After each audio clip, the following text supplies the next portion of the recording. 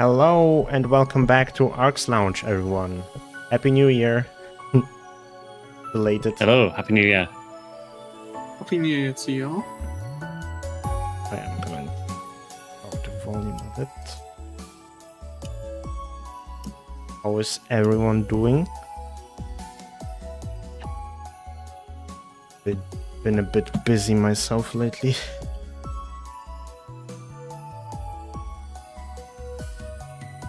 Yeah, I think been doing okay for the most part. It kind of feels weird saying Happy New Year at the end of January, but I mean, last time. It's almost Chinese New Year, isn't it? Yeah. yeah, I guess so. Yeah. They said Happy New Year in the headline too, so I figured, yeah, I mean, true. So,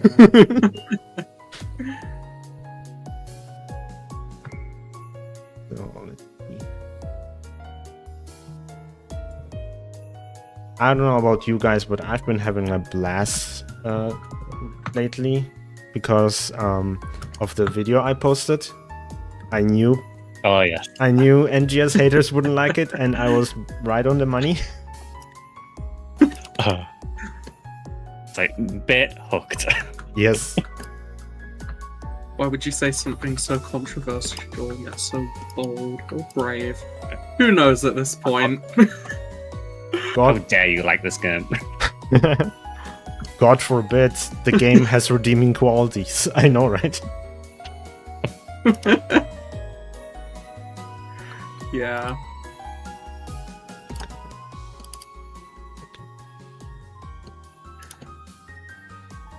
Yeah, some of the reactions I got were like really unhinged. Like, okay, so if I would ask you guys, describe to me what it means when an MMO is in maintenance mode, what would you say?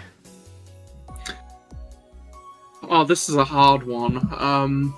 I want to say it's when no content's being distributed and they're just keeping the game up and running. Yeah. Yeah, I would say that. Yeah, so like basically PSO2 is in maintenance mode now. Like it exists, you can Yeah. play it, but there's Yeah, no yeah. new content anymore. So apparently, I wasn't aware of this, but apparently people in the MMO community are trying to change the definition to mean, oh, you're just doing the bare minimum content, which is like, okay, that's, first of all, that's super subjective, and I could say like, okay, so PSO2 been in maintenance mode since 2012. Like, Yeah. we need something better than just, oh, they're just doing bare minimum. I mean, the thing is that there's no reason for it not to be in maintenance mode. They're not updating PSO2 anymore, so why wouldn't it be? Yeah. Yeah. You know, we've kind of moved on to, NGS. Yeah. Like, Seems really stupid saying that, but would be skeleton crew mainly just there to keep it alive rather than making new things. Yeah, exactly. Like, if there is like a, I don't know, Ellie mentioned it before, like the Heroes of the Storm doesn't receive any new updates anymore, but it's still online. Like that's basically maintenance mode. Yeah. Doesn't even Yeah. get any like competitive scene anymore. Like it's all gone. They cut it off. Yeah. Which is a bit of a shame because if you like the game had potential. It was one of the few MOBAs I really liked, actually. It felt fun to play. So it's kind of sad that it's in the state it is now. Why? No. Ellie asked why change it. Easy to win internet arguments. That's the only reason why people would change definitions of words. yeah. Look, a dead game is when the game still has players. Because that's how the definitions change. Yeah. A dead game is when Steam charts is below a value that I arbitrarily set. Yeah.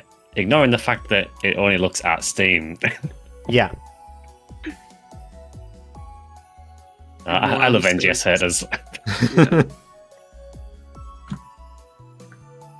There was also like I think like a few comments, maybe 2 or 3, that were like pressuring me into watching a video about dark patterns, because that'll totally change my opinion.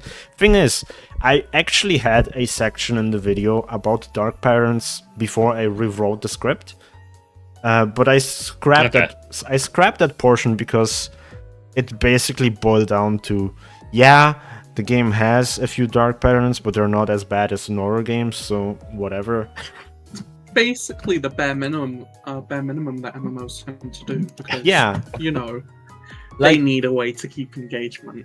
Yeah, like having the daily reward for X cubes when you visit the AC shop, like, yeah, that's a dark pattern. It's there to incentivize you to actually buy something from the AC shop. But it's like, the shop looks like any other menu, and you don't have these over-designed shops like in other games with like super pretty graphics and whatever, and 500% value stickers everywhere. Yeah, no, unironically, the fact that they decided to do that and there's still no like giant flashing buy me on the menu. Yeah.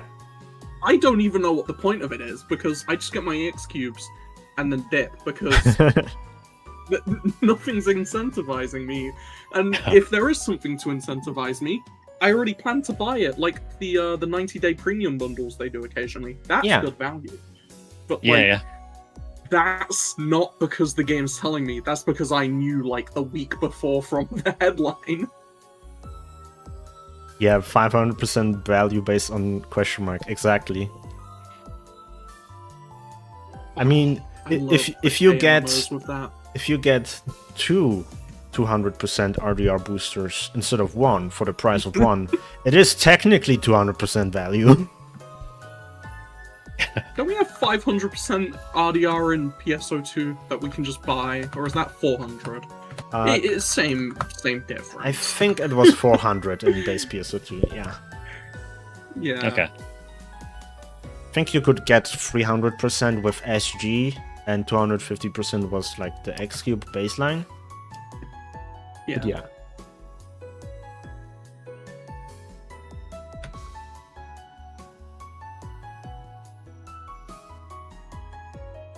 Yeah, the dark pattern of trying to make the UI look clean.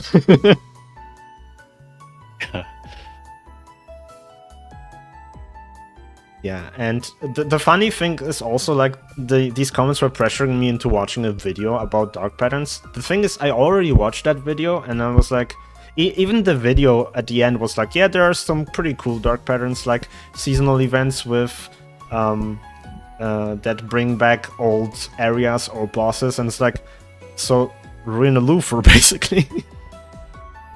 Yeah. Like, everything is FOMO, regardless of how you design it, in my opinion. Like, yeah, even like the PvP rewards in Final Fantasy are FOMO, because trying to get them after the fact is like a massive grind compared to when they are current and you get them just for being there, basically. Okay. EX try boosts. Do we not have EX try boosts yet? We do, but they're very, very sparsely given out. I think it's been just a very few bundles here and there. Ah, I see. Are they actually high percentage though? Because like most of the try boosts are really low percentages as well, aren't they? I think they've gone to about 50%. Okay. The EX ones. I could be wrong though, but I do remember having a few on me. Yeah. I think in NGS specifically, try boosts are more useful for like meseta boosting, because the red drop rate won't make such a huge difference.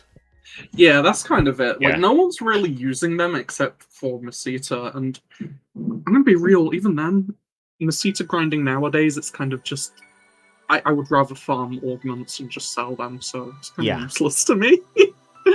I want them to bring back the Rappy event so I can use my meseta boosters for something that isn't deck space. Yeah, I try to avoid dex bursts as much as possible. Yeah. Honestly, it's not. It's well, I say it's not that efficient. It still is if you want raw Meseta, of course, and you have like no ability to put stuff on the market. Yeah. But if you do want a decent Meseta income right now, a good way is just getting Magis augments from either the Alteron Tundra Exploration. You'll obviously need a small party for that, but about 4-8 people do you good. Or you can farm the High Agni fight and get Magis augments that way to sell. And it's a good income. Yeah. So someone in chat asked if red drop rate actually works in PSO2. Yeah, it does work. I don't know exactly how it works, but basically it's like if you don't use red drop rate boosters, you are more likely to get low rarity items, of which Meseta is a rarity 0 item apparently. So if you wanna farm Meseta in like the what's it called, the extreme quest that drops a hell ton of Meseta, it's better to actually not use red drop rate boosters at all.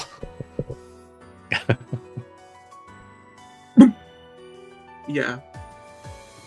I remember there was a Reddit thread of someone who did like the entire math in excessive detail. I was like, damn, kind of silly they designed it that way, but okay. Yeah. Now with NGS, it's a lot more simple at a cursory glance because it seems to just be based on filling up tables, and you just get the stuff in the table if you fill it up. Yeah. I was going to say, how does it work? Is it the more rare drop you have, does it just add more like slots to the rare drop table? It basically just increases the percentage of the lowest, of all tables, but the lowest ones are obviously going to get boosted the most. Okay. As a result, more common items will drop in higher quantities through rare drop rate, but also the more rarer items are also being impacted and will have higher rates. Yeah. A good example of this is if you just pop a 100% red drop rate booster and go like smash some ore nodes, you'll get a lot of ore compared to without red drop rate. Okay. Basically, it's like, imagine with ore specifically, you have 3 20% or 50% chances to get 1 ore. And if you have 100% booster, then you get 50% times 2, which is 100%. And then you have 3 ore guaranteed. Yeah. Okay. So in NGS's case, it's less removing stuff from the table than it is just giving you more stuff. Yeah. Which is pretty nice. Yeah, it impacts a lot of things you wouldn't expect. The official description for RDR is just it improves your luck. So I guess that makes sense. RDR is our luck stat in this game.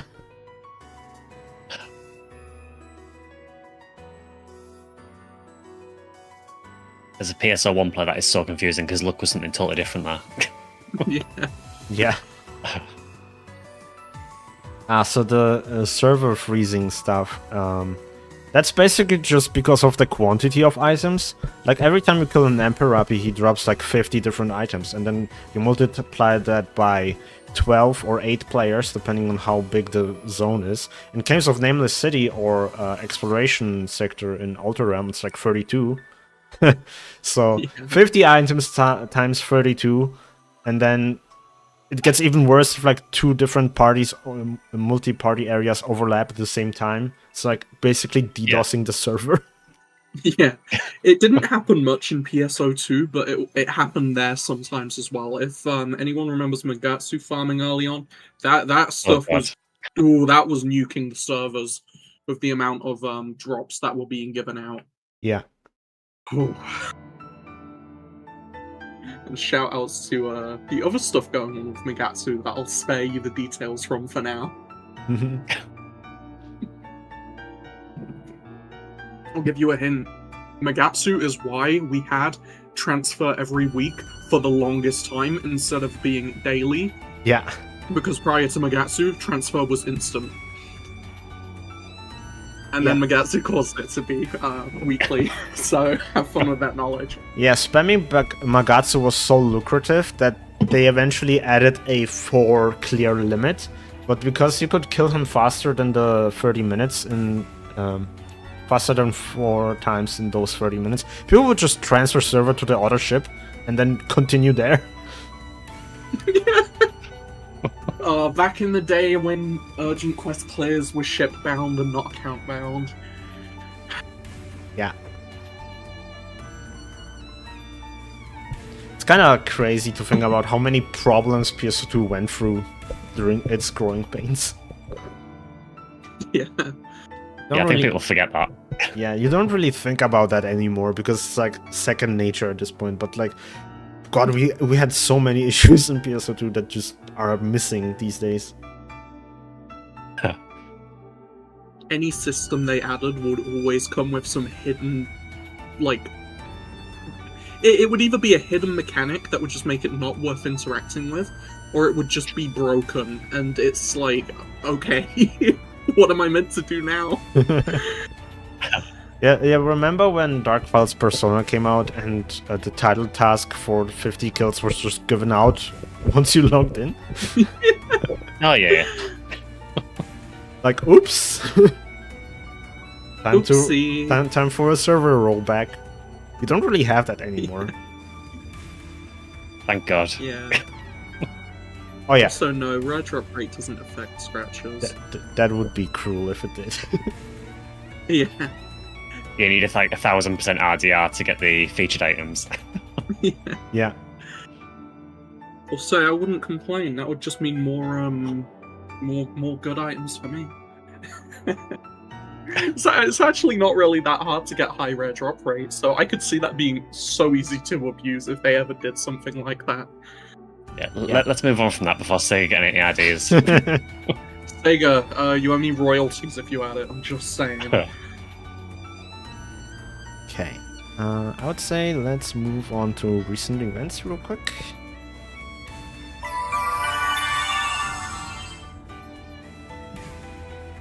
Okay. So we actually have a little bit to talk about. First of all, I forgot to write it down in the notes, but I'm sure you guys heard about it, the whole grok thing on X, where people would just abuse grok to edit pictures of women. And some of them were minors, but Elon tried to pretend like that's not a thing. Someone tried doing it with my character, and then I promptly got that post taken down because no, don't make AI shit of my character, please. Yeah, it's my character, not yours. So I'm sure some of you noticed, but I'm not active on Twitter anymore for that reason. And me and Sharpie have been trying to get Blue Sky like officially recognized for the OCC program. Yeah, they need to really. Yeah, and once they do, I'm deleting my Twitter entirely, honestly. Yeah, I don't blame you. Yeah. Yeah. Only keep it around to check on stuff, otherwise Blue Sky for me too. Yeah. Like, I already deleted it off my phone, and it's like, if you wanna goof around with me on Twitter, then just go to Blue Sky. Yeah. Yeah, some people moved entirely, which is very commendable, but unfortunately I'm tied because of the OCC program. Yeah, same. Yeah. Unfortunately, when you sign up for OCC, for those who don't know, Blue Sky is just not an option at the minute. Yeah. Yeah. I think... for those who know me, I used to run the images with PSO2 Music with Images account. That used to be part of the official content creator program. But the second they started doing stuff on Twitter, me and my friend who were running it, we just dropped it entirely because it's not worth it. Yeah. So we do hope they actually add Blue Sky support soon, because if they do, then we will probably port the account to Blue Sky. Yeah. Which would be great, because I miss that account a lot. It was fun making stuff. Right? I would just, like, at work, because I do nothing for work. If any, like, I sit in a bar, which barely sees anyone, so I'm on my laptop half the time. So I would just go, oh yeah, that's funny, and then just make it then and there. Or I would ask my friend, and she would just tell me what she thinks funny, and then I'd just put it together. But it was a fun account, and I do kind of want to do it again. I'll probably do it if I have the time next week, regardless of Blue Sky support. Because it would be nice to get the account up and running again. Yeah. And also Oh, the account's still on the list? That's funny. Yeah, also speaking of like OCC stuff, there was a recent fucky wucky. Yes, just slightly. Yeah, just a bit. Yes. Well, a Just a series of them. Yeah. I talked about it in my recent At least video. it got sorted. Yeah. At least it got sorted pretty quickly. Yeah. Comparatively to other incidents. Yeah. I was actually surprised how quickly things got addressed. I was fully expecting it to not change for like 3 months. Yeah, no, same, because I'm no stranger to seeing people get removed from that for certain reasons, and just they stick around on that for a while. Yeah. Even if they are. But yeah, someone really must have been sleeping at the wheel to let that happen. Yeah. That was a very weird thing to wake up to. Like, oh wow, the OCC server is active. Let's see what's going on. Huh? Yeah. Oh no. Yeah. Completely normal discussion about it. Yeah.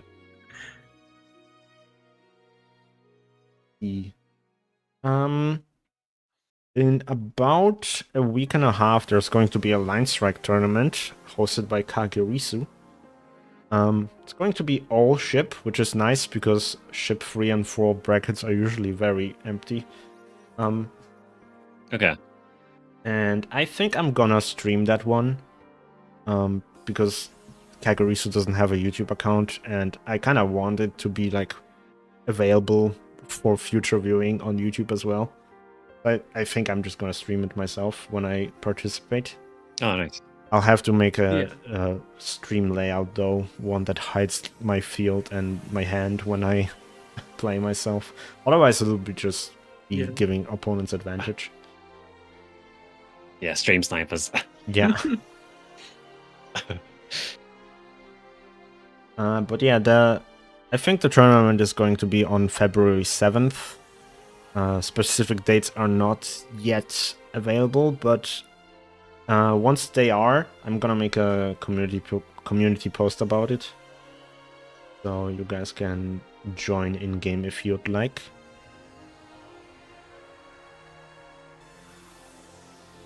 And there was also I'm terrible at it. So yeah.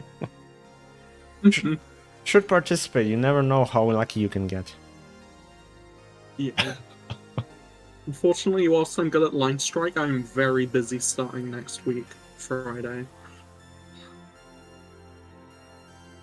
Ish. Also, apparently there's a very weird rumor going on lately about how SEGA is using freelance artists for the scratches, which is like, yeah, yes. It's true. It's been the case since 2012. Yes, no, I had to do some research into this one because I've been hearing it going around, and the whole thing is the game uses freelance artists, which makes the game bad because SEGA lazy or something. But the matter of fact is, this is a very standard practice within the industry, and even more standard when it comes to the JP industry. You have so many examples of high-profile games just using freelancers. And it's not because they're, exploiting the artists, because I've seen some of the stuff they offer these artists, and they can be quite, considerate with it. But it's more so that the artists get to choose what they work on, which is why they freelance. Yeah. And that's kind of just it. So it being used as a negative is weird to me, but Oh no, FF14 does it as well. Pretty much every single game that you can think of does it at some point. Like, yeah, like a good example is Pokemon. A lot of the artists who work on that are freelancers, but they have a close connection with Game Freak. Despite that, like recently, I had to do a showcase for a art friend of mine for their art, because it's like a common thing artists have to do, like yearly or bi-yearly, where they just have a small video with all their work, and it's supposed to be basically like an ad for people to hire them. Yeah. Artists? Yeah, overall, if anyone sees that rumor going around, just say this is just the industry standard. It's not deep. Too many things are being tried to make, a bit too deep nowadays, and it's just some things are surface level, and this is one of those things. It's very simple to understand. Yeah. And I would to me, it just felt like it was just like another thing for people to try and complain about NGS. Yeah, yeah, pretty much. And honestly, if there was like something to complain about, it would probably be whether or not SEGA is using AI, which they're not. They're using artists. So, yeah. Like, that would be lazy. I think in this day and age, that being like a rumor compared to using AI art, I'm honestly surprised the rumor wasn't them using AI art and instead them commissioning artists, because it's just there's such cognitive dissonance in that statement to like just to paint SEGA in a negative light. Yeah. You really could have just said, oh, AI does this, and then left it as that, but no.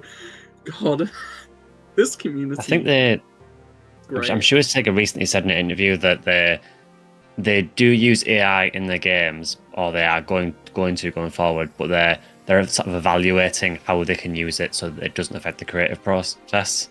Yeah. Like, the way I'm fine with them using behind the scenes, like, just not for creative things. Yeah, they apparently already use it behind the scenes when it comes to stuff like server maintenance. Not just for PSO2, mind you, but for their entire like catalog of games that use online servers. So even Sonic Racing Crossworlds would use it in that regard. Yeah. Great game, by the way. Yeah, very good game. Yeah, and like you can even see the art the artists are drawing. They post about it on Twitter and also on the scratch ticket pages on pso2.com. So yeah, like, it's not exactly a secret. Speaking of this, though, I do hope that sometime this year we see another design contest come back, because it has been a while since we've gotten one of them. Yeah. Like, a long while. I understand why it might have taken as long as it has, but it would be nice to get another one. Yeah. Yeah, the contests are really cool. I like seeing what people come up with for them. It just feels like we don't really get them very often now. Yeah. Yeah, I think the last one was like in 2023. Yeah, it was. Yeah, sounds about right. It was long ago. I would like to know why they stopped doing them. Is it like because they can't have parity between global and JP or something? My running theory is more so to do with the whole legality of it, because of global. Wasn't there? Oh yeah. Wasn't there a controversy before with was it the Rain Skipper outfit or something? Yes, and that's another reason why, because of that incident as well. It makes me think they're apprehensive to do it. Yeah. Which is also kind of silly. Like, if you're designing an outfit for the game, maybe don't break the rules. Yeah. They did more than just break the rules, to be fair. Oh, God. to anyone who knows me, I'm tied to that incident in a way, and it is... Oh, it's a doozy, but I'm not getting into that. All roads lead to Meryl Beryl. Unironically, yeah. I've been embroiled in so much stuff in this game. It's actually insane, but... Hell, here I am. Yeah. Okay, it's time for headline recap.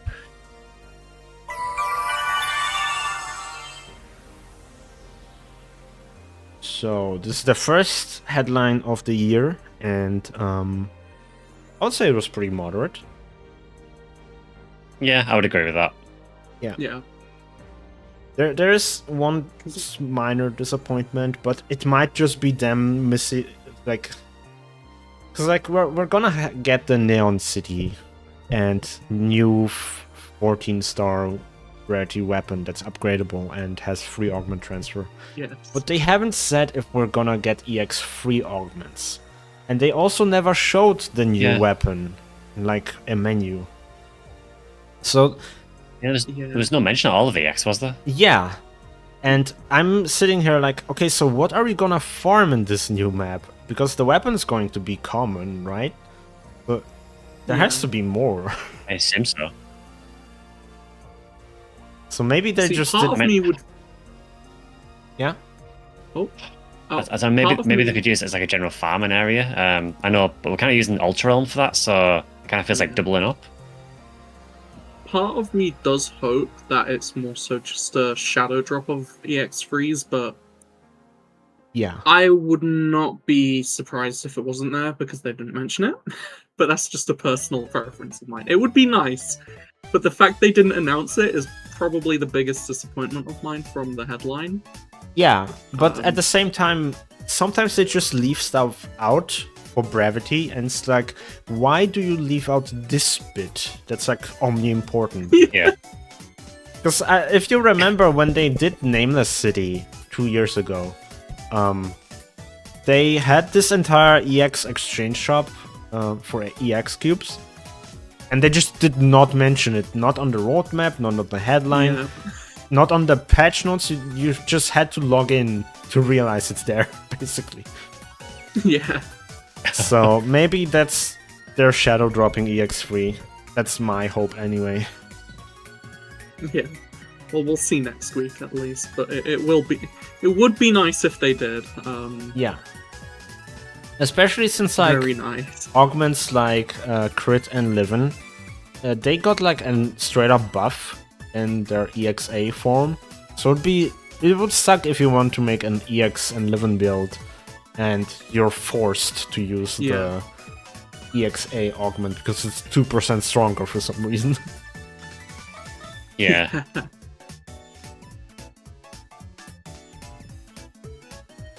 It's just a very, very weird thing to admit if they did have it.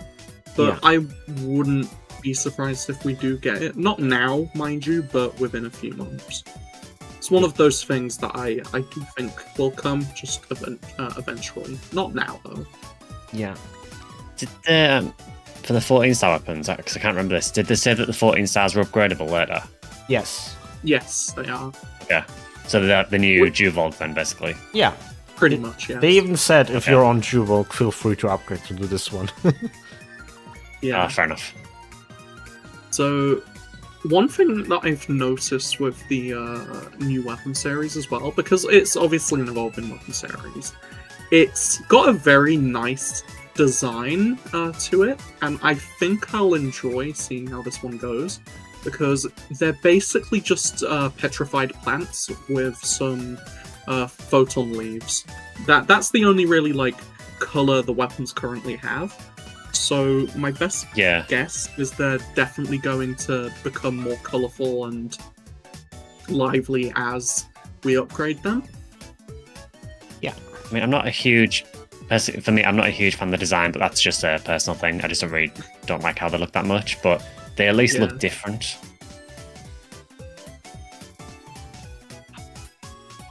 I just really like the rod of it. It's been a while since we've gotten a really good rod with a new design. As nice as Chris's rod design was, it was honestly a bit too bulky for my liking. Mm-hmm. So let's see. I'm very interested in using this one. So a chatter asks, how do we keep interest in the weapon grind thingy? They're thinking of coming back when the story drops. Okay. Since we only know that the cars are support. Well, for me, I like to participate in end game content. So it's like the 4-man Dark Falls fights and the solo fights and ARKS records chasing, even if I'm not like the best player. I like to at least try and get the best time I can. So for me, getting the best equipment is like a little bit important. I also like to carry a little bit in like puck gameplay. Also, honestly, if I didn't upgrade my gear, there would be like very little for me to do, so I like to have that as a motivator to keep playing the game. Yeah. Like, using weapons to like motivate yourself is really the best thing you can do, especially as currently it's pretty easy to get weapons together. Yeah. And it's like several things that you'll need to grind, but it's pretty straightforward. Yeah, and it's about to get better this year because we're apparently getting like 500 gold Big Bang scratch tickets, which one of them will be an augment transfer pass for sure. Yeah, hopefully. Yeah. So yeah, I think like this year is probably the best one to actually like get started into gearing. Especially since we actually have like weapon series where transferring augments to the next one is free. So you get to save a ton of resources just by using that weapon. Yeah, and because we'll be getting 15 stars next, realistically, once you are done with your current weapon series, just transfer the augments from it to literally any 15 star when it drops in, I think, 8-10 months from now? Yeah. No, 10 months, yeah. So you're relatively safe to just do whatever you want now. Just invest in the gear you want to invest in, and you'll be fine. Yeah. What do you believe is an acceptable potency currently to have for free to play? Literally whatever the freebie armor and weapons give you. Yeah, that's pretty much it. Whatever the freebie weapon and armors give you, because people are able to do high Agni with those. Yeah. Like it's a lot of damage skill. Oh yeah, a lot of your like damage is related to your skill. Like obviously you're not going to be doing as much damage as someone with like max potency and max potency floor, but if you are learning your class and putting in the effort, you are going to be doing a lot more than the average player. Yeah. Like I know people like to scoff at people using freebie gear, but like the gear exists for a reason, you know? If they remove the freebie gear, the game would be in so much worse shape. So don't feel guilty for using the freebie gear. It's literally there to be used. Yeah. So you can participate in quests and gather resources to actually improve on it. If anyone remembers how it was to feel coming back to PSO2 after a few, like an episode or two, or even after several months had passed, you were pretty behind, and you needed to get that new gear, or you were kind of just screwed. Because there was no consistent like way to really just have the baseline gear. And when they did give out gear, it was only for a month or two. Like when they gave out free Atlas EX free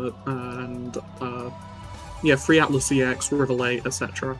Yeah. Like all of those weapons, when they were giving them out for free, it was only for a few months.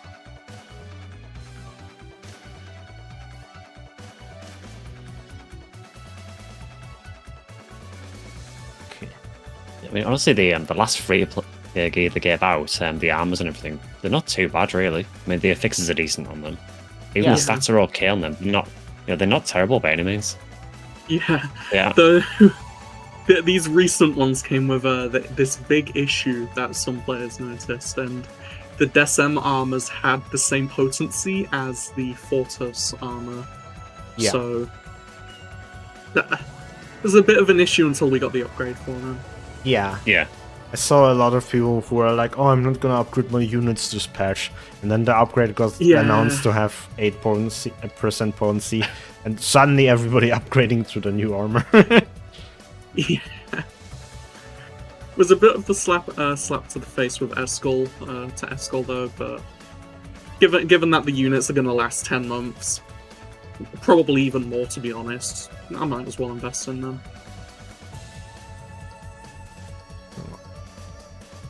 See, there's a little bit of chatter about quest design, and it's like, honestly, I was about to talk about it because I feel like the recent limited time quests are like a lot better than what we're usually getting. Like when the Halloween LTQ dropped, I was like, damn, this is fire. This is such a great quest. Yeah.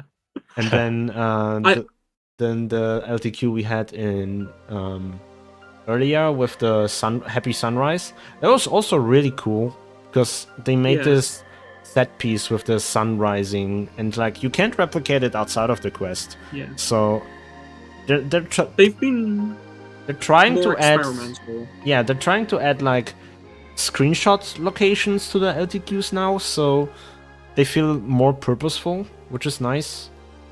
And even like the LTQ we have right now, like it's a little bit competitive with which lane has the most HP reduction.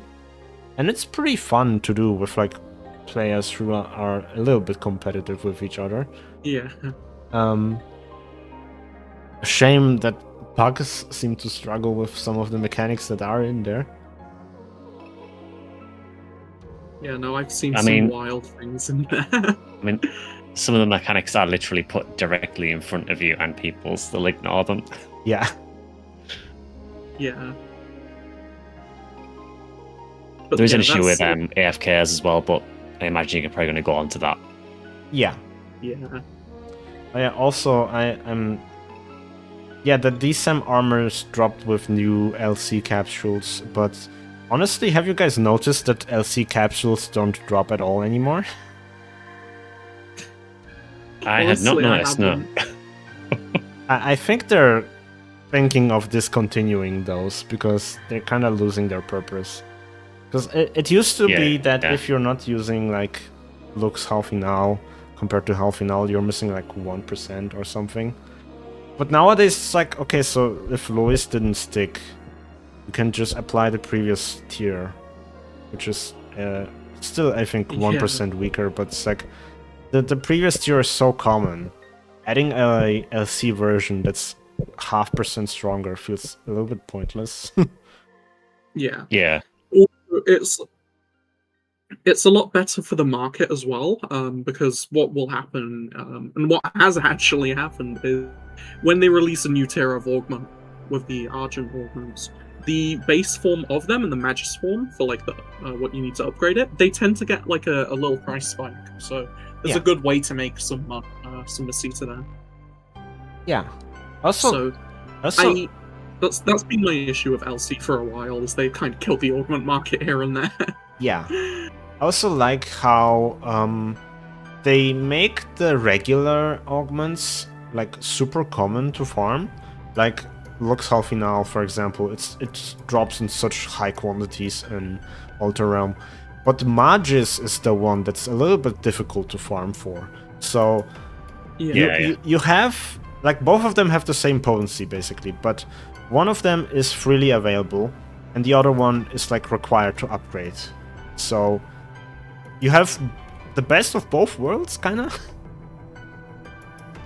Yeah.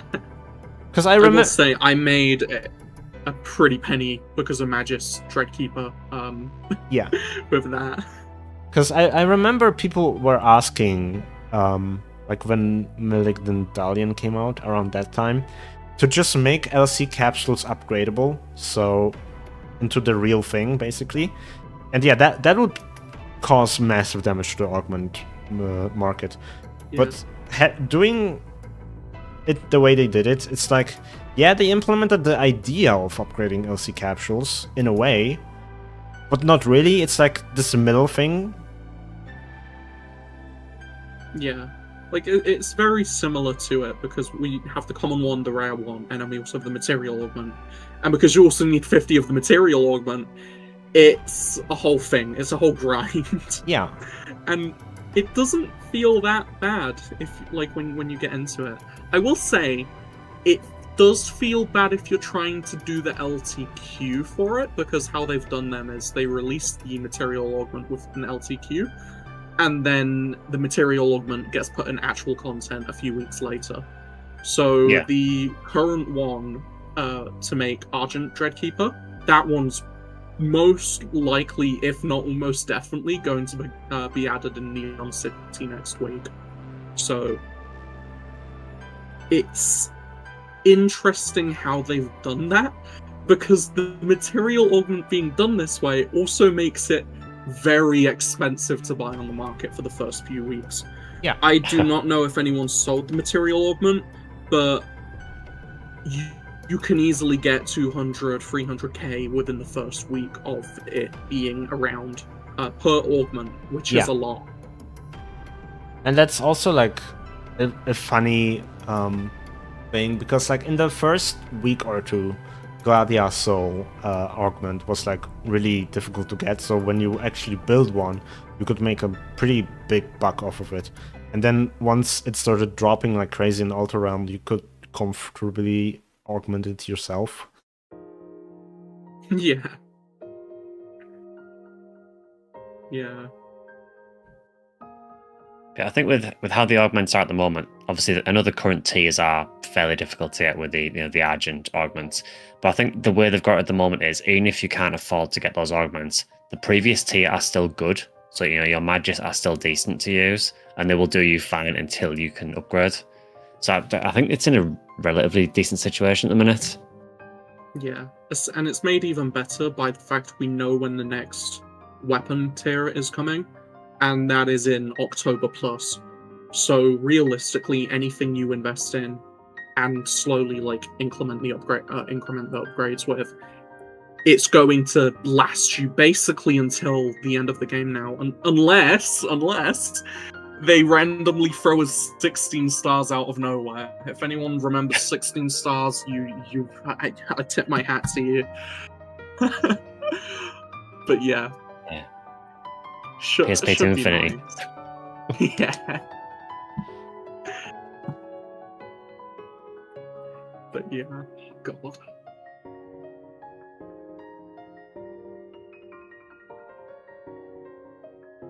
Mastery 2. Yeah, no, Mastery 2 is now named ready for people with money.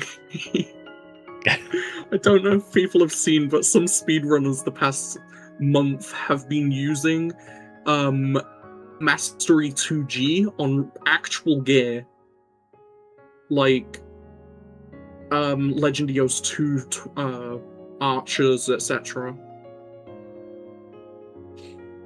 And it's as deranged as it sounds, but because of that, they get 100% potency floor. Oh, okay. So yeah, I was wondering why they would use it, but yeah, that makes sense.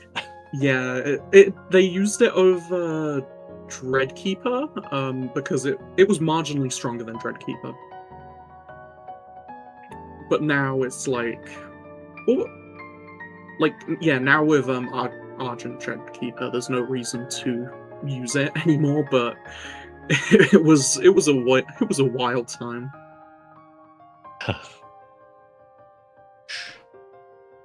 Okay, I would say let's start to actually talk about the headline. Yeah, sure. So, they announced the 5th anniversary campaign is starting soon, which is cool. And there's going to be a 5th anniversary ticket that apparently will roll through the content each month. Like the first one specifically is called February, and it will feature AC items from June to September 2021. And there's going to be a lot of tickets you can get for free, like AC tickets. So, hold on. So, yeah, if there are some items from those early scratches you really want, soon is going to be the best time to get them, because the market's going to be oversaturated with them. Yeah. And this scratch as well also has SG and beta reactors as scratch count bonuses, the ticket version specifically. So yeah, you can get a fair bit of SG and money from this. Yeah, this year they're throwing rewards at us for playing the game like crazy. I did not expect. Yeah. This. Yeah, and the lineup of the scratch rotates monthly as well, so yeah, there'll be new stuff every month until February. Yeah, next year. I assume the next scratch is going to have like October through December 2021. So yeah. Yeah, I guess they're going big for the 5th anniversary, so yeah. They've never definitely nice. They've never been this generous with rewards, I feel like. Yeah, no, they really haven't been. Yeah. I remember the PSO2's 5th anniversary. Like, we had like 4 or 5 LTQs and the Yamato revamp. And the exchange shop had like some really cool items, but nothing. The exchange shop was basically like the seasonal shop from NGS 2021. Yeah. Like there wasn't like there was a lot for the time, but there wasn't that much in hindsight now. Yeah. It's pretty minor compared to what we have this year. Yeah, I think and that's only for the AC scratchers. Yeah, I think throughout PSO2's entire life, they only given out AC scratches for free twice. I may be wrong. I know for a fact they give it up once as a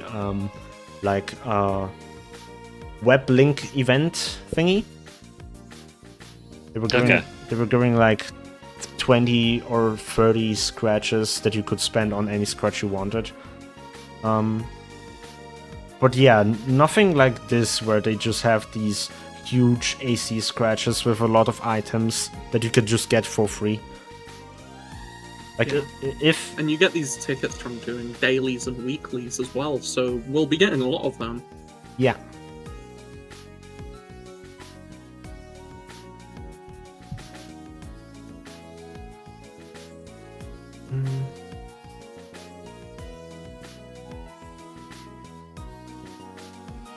And there's also the aforementioned Big Bang Scratch Gold, which is going to go through the entire year with scratch count bonuses and up to 500 pulls, which is insane. Nice. Yeah. I think previously the most we got from a gold scratch was like 6 pulls. Yeah, it was like 5 or 6, and that was for the first one. Yeah. After that, we kept getting like 3 to 4 or so. Yeah, and now right off the bat with 500, like, Jesus Christ. Yeah. It's gonna be very nice to see what we get from those. Though personally, to me, I'm probably just gonna keep getting SG because that's all the Big Bang scratchers seemingly want to give me. I mean, could be worse. You could be getting 2 20% affix boosters.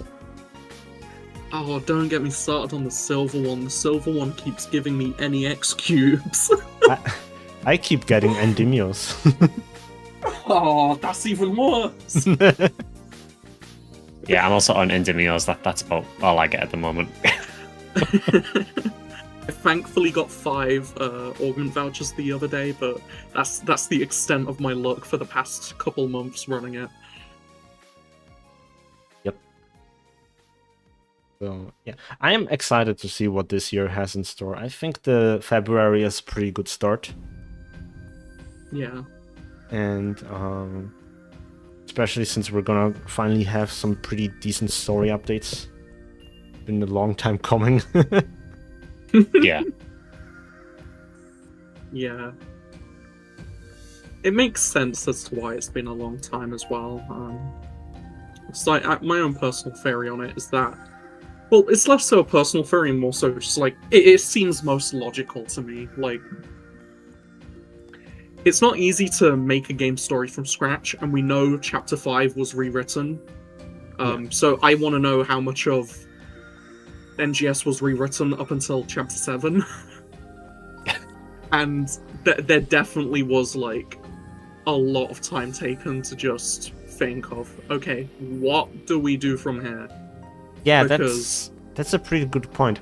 I do wonder if they actually, like, because the story is outsourced to Gecko Inc., which is a Japanese writing house. Quotations, yeah. Yeah, and I do wonder if they ordered the story for like the entire NGS runtime, or if they only ordered for like the first 2 years and then they'll see where they're going to go next. Because if they ordered for the entire NGS runtime and a lot of this had to be scrapped, then yeah, it makes sense why they would take the next few chapters slowly while they work on the next story. Yeah. Honestly, in regards to building up Vale as a bad guy, I think that's kind of just that's kind of just it with Vale. He's a guy. He's hungry. We kill him. The end. Yeah. But I wouldn't be surprised if there was like more to him, because he could very well have like a second body he can jump to. Yeah, he could still be alive. But that's like where this new story is going to come in and basically, sort all of that out. Yeah. If it takes that turn, because quite frankly, we know very little. Yeah. I just kind of feel like he got introduced and then just got deleted. So I felt we didn't really go anywhere with Val, really. Yeah. So hopefully they build the next villain up better. I feel like your classic Fire Emblem game. Dragon appears, kill it, done. Problem solved. Yeah, I feel like they were banking on the retroactive effect to kick in, where you have this whole plot twist like, oh, I was the bad guy all along.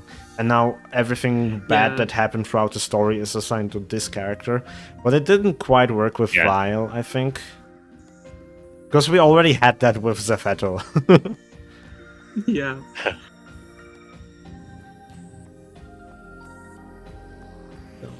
Speaking of story, there's going to be a mini episode with Nadra and Manon talking about the Song of Mourning.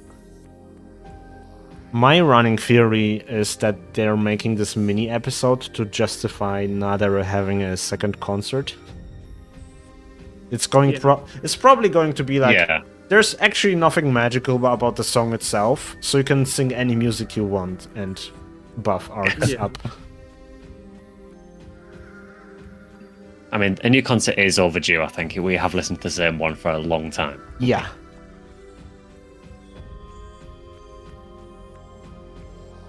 And apparently there's... Fortunately for me, though. Yeah? I doubt I'll be listening to it that much. I like being in quests, so I'll continue getting my buffers as usual by being in quests. I do hope those who've been waiting for it enjoy it. I'm gonna participate in it the first few times. See how the cutscene plays out in it. Maybe it'll be interactive, because it is advertised as like the 5th anniversary concert, and I think in PSO2 the 5th anniversary concert was Rare Drop Koi Koi, which had interactive elements, so that could work. They need to bring back the rhythm game elements so we can play rhythm games again. Yeah, with mechanics that totally work. Yeah. Unironically, it would be funny if they did tie a title to it that gave you like just a certain cosmetic for getting a perfect concert. I'm just saying, PSO2 rhythm game would go hard. I saw something really funny recently on Reddit, where someone was like, "What if we tie extra accessory slots to battle power?" Ooh. Suddenly everybody starts to gear up. What? Yeah. That's terrifying. Break 5,000 and you get access to like 50 slots or something. You can make your monstrosities. Yeah. But you gotta try.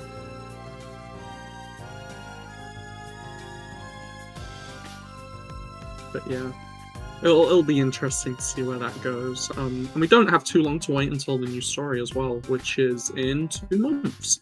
Yeah. As well. And then every 4 months from there. I do wonder if we're gonna keep getting mini episodes in the every other month. Yeah. If I think Yeah. I think it would be nice if they did. Yeah. Like every other month would be nice. I wouldn't be too sad if they don't, because we're getting full chapters every 4 months. But if they also sprinkled a little bit of story on the months that don't have anything, that would be pretty cool, I think. Yeah. Yeah. And it would be nice for like character building and stuff, which is what I've liked more. Like, I personally prefer world building and character development over any grand narrative a game could give me. So getting mini episodes more, that's what I like a lot. So yeah. I do hope they continue them.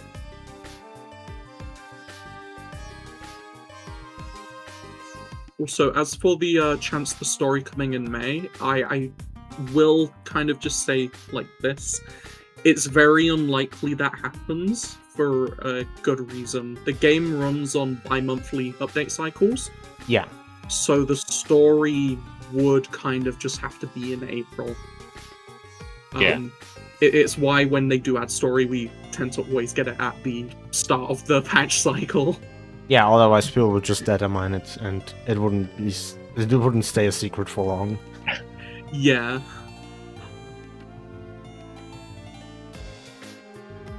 Yeah, the chapters will be longer than the usual because the one we're getting in April is a main story chapter. It's not a side story. Yeah. And it's going to have a story quest as well. So it's going to have a playable element, unlike the current mini episodes.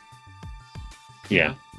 If anything, it'll probably be, going by previous chapters, it'll probably be a couple hours long or so, which is a modest amount. Yeah, especially like every 4 months, 2 hours of story or so is a pretty decent chunk. Yeah, and I also don't expect like much, or that's not a good way to put it. I don't expect them to do more than what we were usually getting from a chapter update, because they also haven't done that much with like PSO2 story in comparison.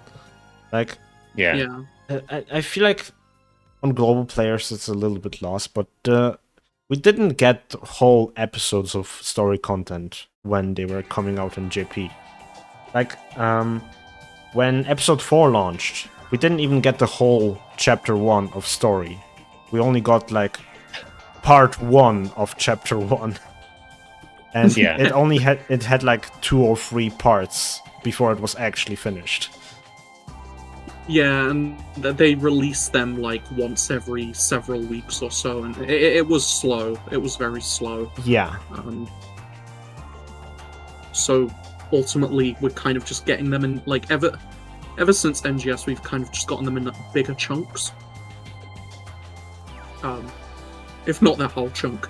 Aside from Chapter 7, they were trying to do what they did with PSO2, but it was once like every 2 months, and yeah, didn't go down well. If anyone remembers Chapter 7, though, I do enjoy Chapter 7's storytelling because Chapter 6, character building. I meant Chapter 6, yes, Chapter 6. Yeah. It's currently 9 PM here, so a bit on the tired side.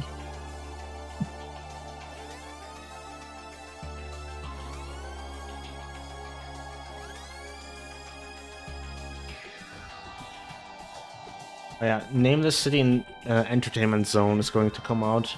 So I was surprised that they would like change the quest format a lot, because I originally expected it to be just Nameless City but with new gameplay elements. But apparently they're also like changing it so that you don't have to actually actively chase the chests anymore. Instead, you just get one big chest at the end of the quest. And whatever rewards you get from it is based on the amount of points you get. I think that's much better, because I remember there was some frustrating moments where I would try to open a chest before the time runs out, because I have like a lot of points accumulated. But then the time would just run out with me having like 20k points left. It was always funny when you would get literally right in front of the chest and you'd be interacting with it and it just wouldn't open. So something interesting about the the Neon City quest. If anyone here has done Ridroid quests in PSO2, it's somewhat similar to that in terms of functioning, where you're basically just getting points and seeing how many you can get to then get the reward at the end. The main difference, though, is like the whole slot mechanic in Neon City. So it's pretty interesting to see that we have some older content in PSO2 kind of like being not exactly repurposed, but like clear inspiration has been taken and utilized for a quest type in NGS. And that's kind of like what Neon City is. It just reminds me a lot of Ridroid quests.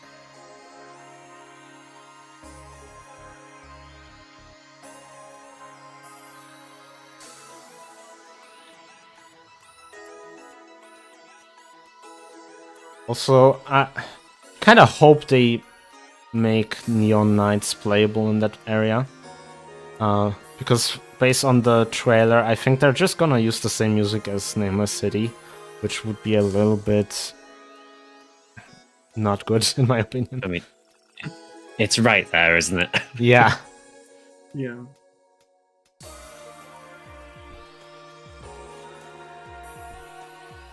I'm interested to try it though. I quite enjoyed Nameless City when it first launched, but I'm ready for something a little bit different. So I'm interested to see the changes and everything. Yeah. One nice thing about the new quest, though, the fact that it's only one sector. I don't need to tell anyone why this is a good idea, but if anyone didn't play the old Nameless City, it was 2 sectors a day, and trials could appear in both sectors or just one of the sectors. And if you were in the other sector, you wouldn't know. Yeah. So it being in a single sector basically means you have a lot more control over how you actually interact with the game. It was worse when we had the Rappy trials as well, because you get a Rappy spawning on the other side of the map and you just wouldn't be able to get to it in time before it died. Yeah. Yeah. Also, in regards to Nameless City being a new zone, this is kind of how it goes with, like, PSO2. Any field area, and I mean any, be it Nameless City, Lucille, etc., they're all new zones. They kind of use the same nomenclature, even if it is for a given quest type. So we'll probably see more of this year, actually, because in June we do have a new field area coming up, and that is likely to be tied to a quest. Yeah. Yeah. And I'm interested in that one for several reasons. Yeah. Like, I think we talked about it last podcast episode, but it's heavily implied to be either Cradle or Naberius, which would be crazy. I think the way the game is now, I think they've transitioned away a bit from the open world stuff, and it just feel like they've gone much more towards this instance content now.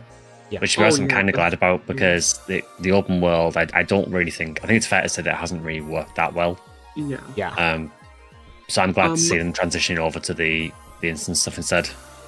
Speaking on that a bit more, from a while ago, hell, from version 2, they made it very, very clear that they understood the open world format didn't work, and that they were developing the game as a Dreamcast game despite that still. Because they've been doing that for the past 2 decades. So the move to instance content definitely isn't coincidental. They've definitely been trying to do this for the past few years, but now it's finally been... I would say it's definitely been realized over the past year with the amount of instance content we have been getting and the different like sectors and stuff. Like Ultra Realm is definitely a testament to this, where they're repurposing old areas from the open world, giving it a new coat of paint, adding some obstacles and stuff, and then creating a new quest type out of it. Like Ultra Realm Interception definitely is one of my most favorite quest types. In how it utilizes both the world and also the type of quest it is. So seeing them do more stuff like that is going to be pretty good. But also seeing the new stuff they do as well will also be pretty good. So we'll have like a bit of both. I've just seen this comment there saying that people really hate the open world existing without it being used. Now, I kind of get that because it is strange having the open world there and us not really having anything in it now. But I think that's just a sign that they've moved away from it. I get that people would be a bit unhappy with the world being in the state it is, though. But I do feel they are just going to move over to the instant stuff more than anything. I will the say open world's a back burner, I think. Yeah, I will say as well, if anyone's familiar with any MMO, it's very typical when a new expansion drops that basically every area before that is irrelevant. And if you are going through it, you're only going through it to do a hand-in quest from new content. It's like it's not common. Yeah, I asked a friend earlier, like what he thinks would repopulate the open world again. Like what kind of content to add to the open world to make people actually want to play it again. And his answer was basically like the same thing that other MMOs do, which is just tie some mineral to mining or gathering that you need to it. But like people already didn't want to farm minerals when the open world was still relevant, so I don't know. Yeah. I feel as well that at this point tying content to the open world, it spreads the player base too thin. Because you have 4 regions worth of content, or 4 regions worth of areas, mind you. Like, you're not going to meaningfully provide a good experience to everyone at all levels of play with this. They have tried to with specific areas before, like Tyrant Halvaldi farming and that stuff, but I think at this point it's definitely a relic of version 1, in the same sense that field exploration in PSO2 was a relic of earlier episodes. It exists, you can do it if you want to, but there's not much of a reason to do it, and I personally don't think there should be, because it's kind of just... We're kind of past that at this point. And it's not like the world is completely unused, it's just not used in specific ways. Take limited time quests, for example. They're constantly using the open world and utilizing it for a limited time quest. Which, ironically, this is one of the main criticisms back in Alio, where people wanted to see them do that. And they are now doing that. And that is the main form of content. Also, if people are this upset that the open world exists with nothing to do in it, then the solution to that would just be to make one single lobby, remove the open world as being accessible, have a lobby, I don't know, in Nameless City or whatever, and then you just visit the open world through quests, which is not very different from PSO, where you couldn't free roam. But you could explore the world through quests, so... Yeah. I think at this point, when it comes to the open world, it exists, but it also exists for a certain kind of player now. And I am glad that it exists for this. People who take screenshots.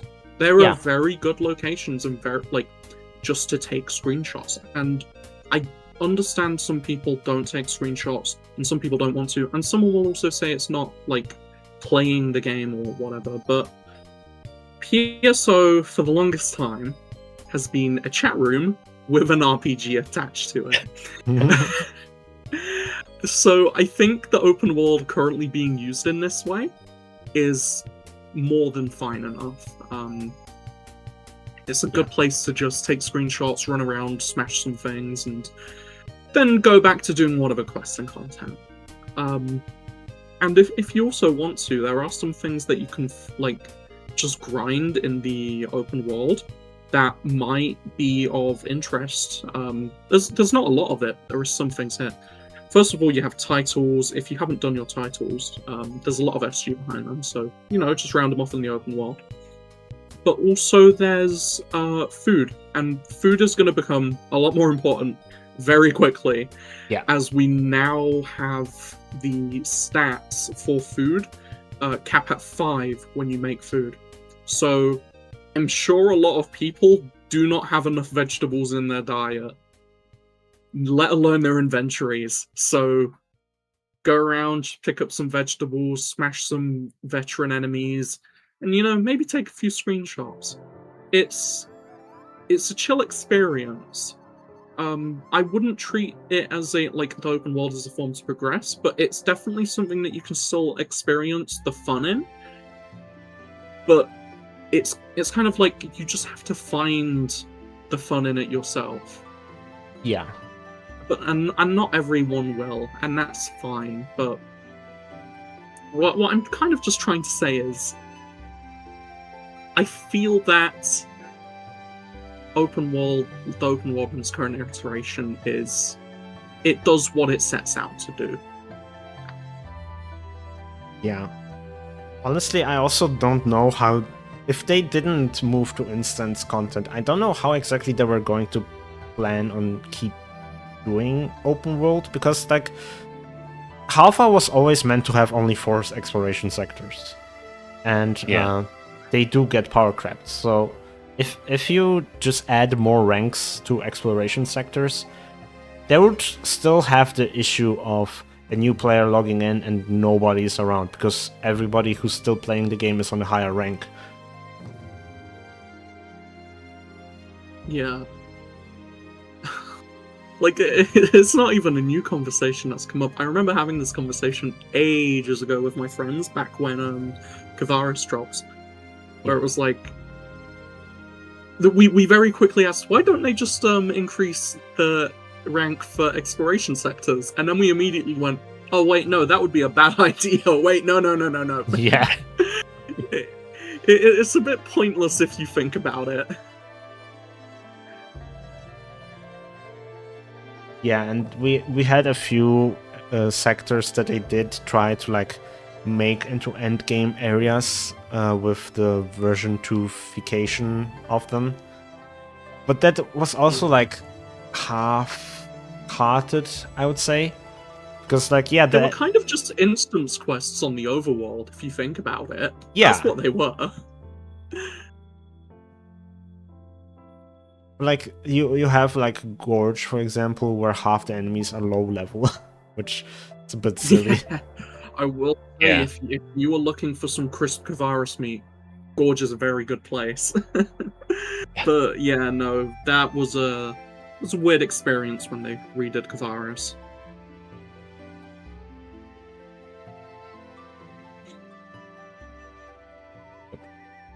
Anyway, more headline stuff. So we're gonna get new line strike cards, which I'm looking forward to a lot. I like the central Ina card. It's very cute. Yes, there's going to be 19 new cards, and people already caught a mistranslation, which is very depressing. So apparently in the global version, the card for Matoi Vale says it's targeting cards that cost 2 PP or more, which would be an insane effect if it was real. Yeah, but it's 2 PP or less. Yeah, it's 2 PP or less. Genuinely would be insane. Yeah, if it were true, but it's not. So we don't need to worry about it.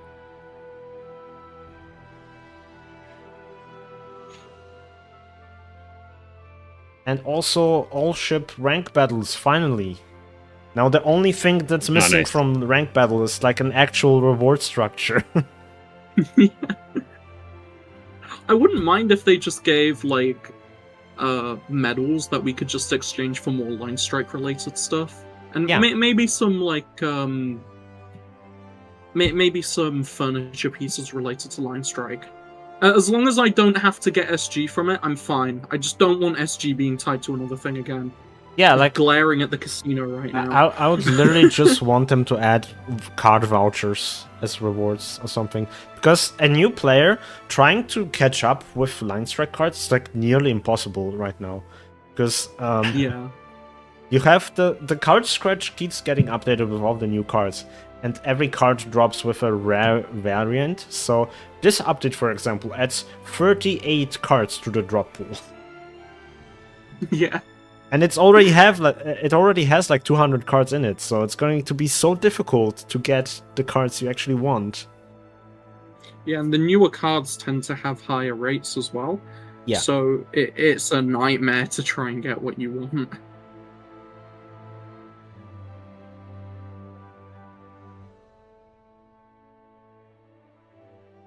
Yeah, it'll be interesting to see how some of the new cards play out, because there are some very dedicated line strike players out there, especially on JP's side. Yeah. And it's a very interesting card game. It's deceptively simple. Yeah. And it keeps getting more complex with each set of cards they introduce with new effects and stuff. So yeah, like it'll be interesting. It looks very simple, but then you actually look at the cards themselves and like, damn, they replicated this character's personality really well through this very simple effect. Yeah. Like I like the one for Regging Rico. Yeah, I was about to say, like, when I saw them adding Rico and she moves and leaves a data pack behind, I'm like, God, that's so genius.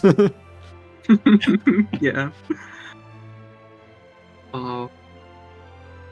Line Strike is just very fun. I feel it's definitely underrated on the global side of the game, so I do implore more people. If you haven't tried it, look into it. It's a very fun mode. Yeah. And I unironically, the starter decks they do on the AC shop, they are pretty good decks. I'm not saying you should spend AC on them, but if you are interested, I would recommend some of the newer ones for them. They're pretty good.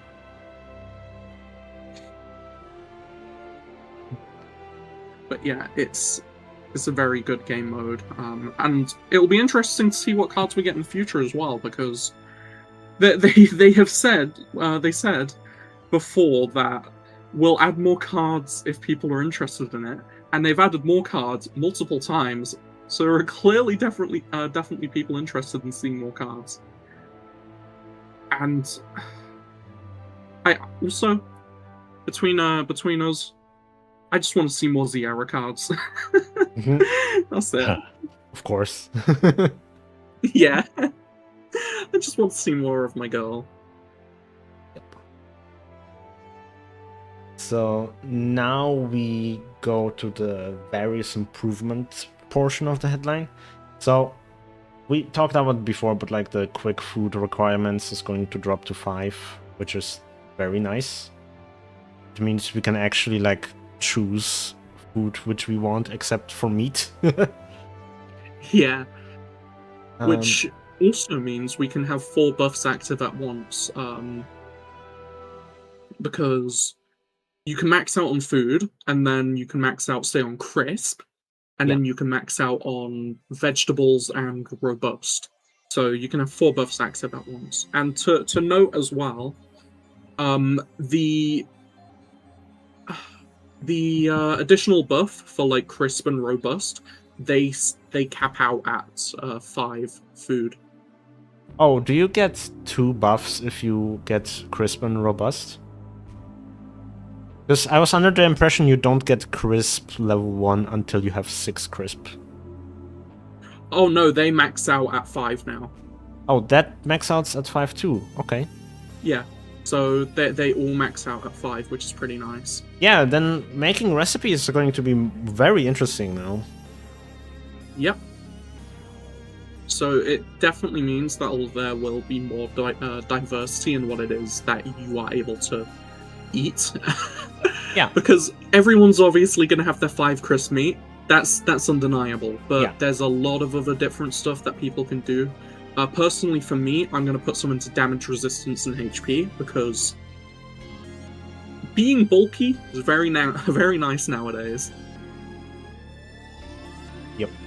But some might try and max out on PP, especially due to the Archer's potential, which seemingly is going to be best for a while. Yeah. I'm interested to see what they do with the Arch weapons in comparison to the new 14-star series. I'm going to assume when the 14 stars upgraded, there might not be too much difference between them. But I'm hoping to keep Arch relevant, because I need my PSO weapons to be relevant for as long as possible. Yeah. Honestly, if the previous, if 13 stars were anything to go by right now, they're still relevant even compared to 14 stars. You don't need a 14 star right now, so... Yeah. Honestly, if you get an Arch, you can probably use it well into 15 stars when they come around. And no one will really complain as long as you're putting in the skill. And all I need is for an Arch to drop. Yep. Yeah. Currently, I'm sitting on 900 million, and I'm just contemplating, do I buy one now, or do I wait for the inevitable color variant? Because I really want a color variant Psycho Wand. Yeah, I think I would be more invested into Arch if the Arch Wand was a Lavis cannon. But it's Dark Bridge, or whatever it's called. Which I'm not very hot about.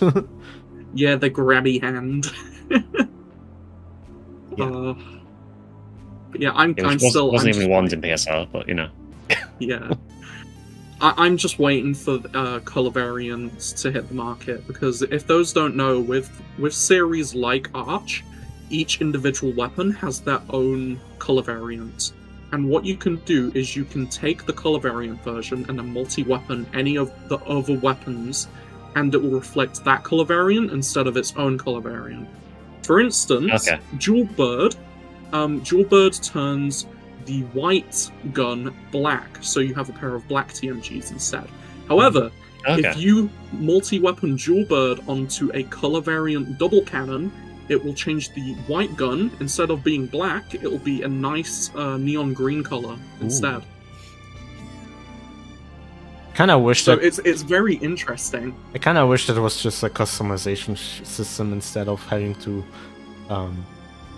play around with multi-weapons like that.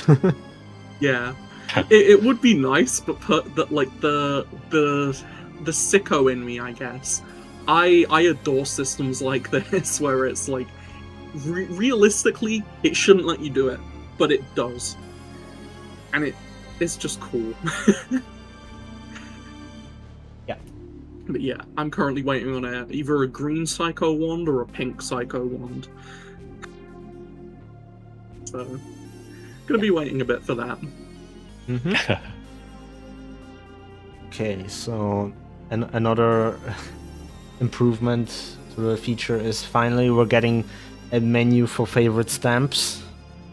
It's been long overdue in my opinion. Yes. I have like 40 pages of stamps, and every time I want to welcome someone to the Alliance, I need to scroll through 20 pages to find the Rupica saying welcome stamp. Yeah. See, I at this point, my favorite stamps I've just put on my auto chat. Well, not auto chats, my quick chats. So, my, what is it, F8 to F12 is all I need. Nice. I probably could have done that as well, but I have too many stamps for one a favorite. Yeah. I think everyone will be favoriting this one, but the one where you have Mary going LOL noob, that's a classic that I don't think anyone can go without.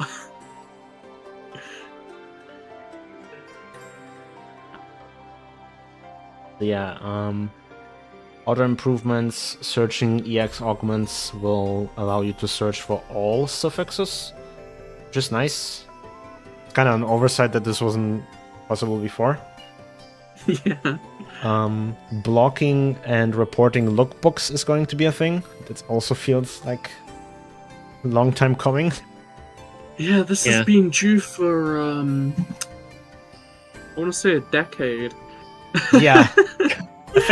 I think lookbooks were added in episode 4, so yeah, 2016, around that time. Yeah, so a decade about. Yeah.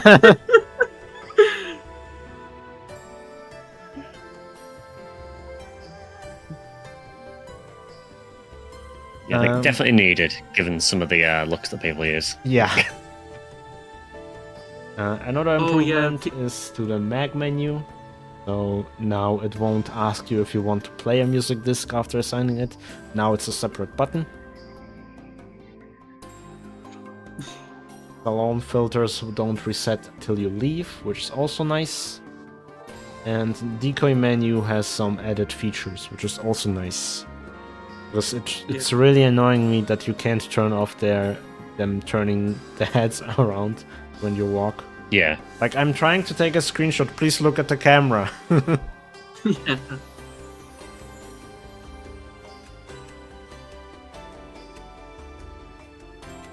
Yeah, I'm all for seeing more quality of life changes to the game. I think a lot of people kind of overlook them, I think, and although they might seem like really small things, they add up. Just make the experience better overall. Some people have questioned why I'm so excited about some quality of life changes, and some of them have definitely opened the floodgates for some very nice, like, just, it makes for a such better experience. And honestly, anything to make the experience that bit better goes a long way.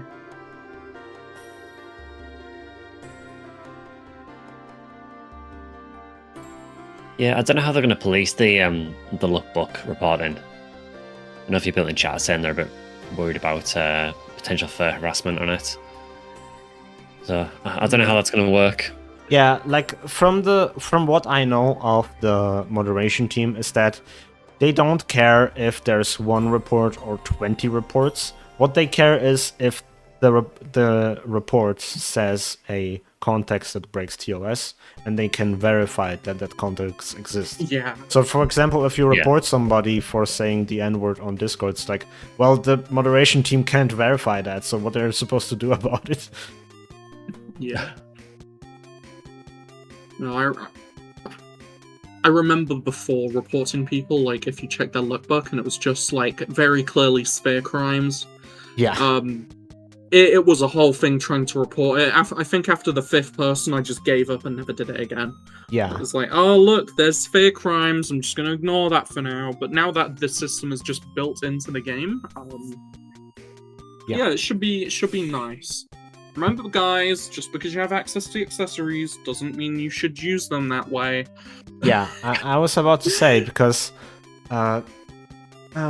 Jet was talking to me about it, like, well, the game allows you to do it, so why is it a TOS breaking thing? It's like, well, yeah, you shouldn't do that with genitals. I think that shouldn't be something that needs to be said. Yeah. And it's a shame as well, because there definitely are uses for the accessories that are being used in these ways. I've seen some really good ones, actually. Like, take the Virgin Killer sweater, or as the game calls it, the sexy knit sweater. Yeah. Something that some people have wanted on it. They wanted a bit of, like, boob squish, which is fair because of the type of outfit it is. Yeah. And so they use spheres to make the very small details for that. And it's just, it looks good, it's tasteful, and it works. Yeah. But some people definitely do go too far with it. Yeah, and on the other hand, you have people who use spheres to make the boob look naked, and then they use the pacifier to make the nipple, which is like... Yeah. You go on my block. Then they wonder why they get banned. Yeah. I know someone who's on their 9th account now for that, and I'm like, dude, come on, stop. Yeah. They were in the lobby the other day complaining about getting banned again. It's just like, oh, you were told to get... Like, it's kind of child touches hot stove after being told not to. Yeah. They just keep doing it.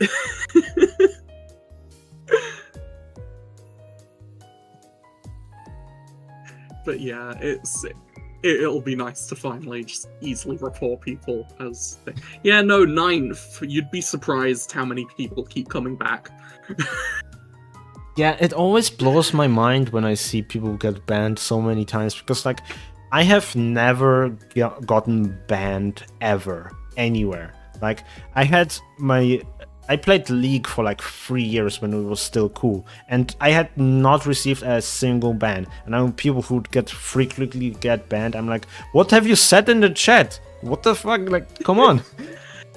The only time I've ever been banned from something, I was banned from Hypixel Minecraft, and that was because my Minecraft account got hacked, and someone was using a hacked client on it.